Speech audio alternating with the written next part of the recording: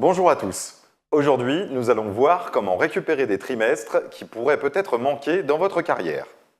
Les premières activités professionnelles, le service militaire et les trimestres pour enfants. À noter qu'il n'est pas possible d'acquérir plus de 4 trimestres par an. Du coup, les astuces que je donne peuvent être utiles sur les années où vous n'avez pas 4 trimestres. Dans le monde de la retraite, un trimestre ne correspond pas forcément à une durée civile de 3 mois de travail. Vous gagnez un trimestre chaque fois que vous versez des cotisations sur la base d'un revenu équivalent à 150 heures de SMIC. C'était 200 heures jusqu'en 2014. Du coup, une personne salariée au SMIC à temps plein qui travaille un mois gagne un trimestre pour sa retraite et en 4 mois, elle aura donc gagné les 4 trimestres de l'année.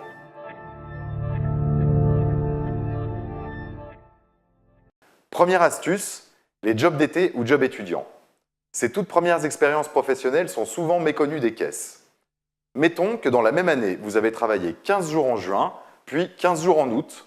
Si dans les deux cas, vous étiez payé au SMIC, le cumul des deux périodes pourrait éventuellement vous permettre d'acquérir un trimestre supplémentaire.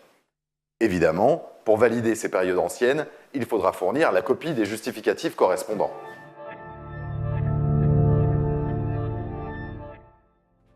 Deuxième astuce, le trimestre de reliquat du service militaire.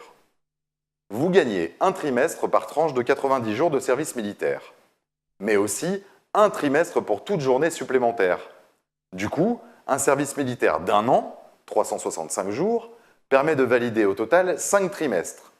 4 trimestres pour 4 périodes de 90 jours, plus un trimestre pour la période de 5 jours restante. Et ce 5e trimestre peut être positionné au début ou à la fin de votre service militaire.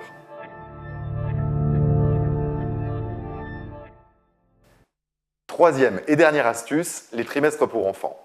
Chaque enfant né et élevé pendant les 4 ans qui suivent sa naissance permet d'acquérir 8 trimestres supplémentaires, 4 pour la maternité et 4 pour l'éducation.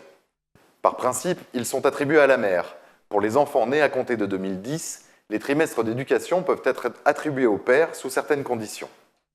Très souvent, ces 8 trimestres ne sont pas connus des caisses de retraite avant que vous ne fassiez votre demande de retraite. Du coup, mesdames, n'oubliez pas de les ajouter au total de trimestres indiqués sur votre relevé de carrière.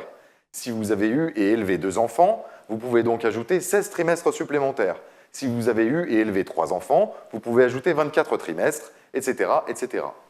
Merci d'avoir suivi cette vidéo. Il existe d'autres moyens plus complexes d'acquérir des trimestres, mais voici déjà un premier tour d'horizon.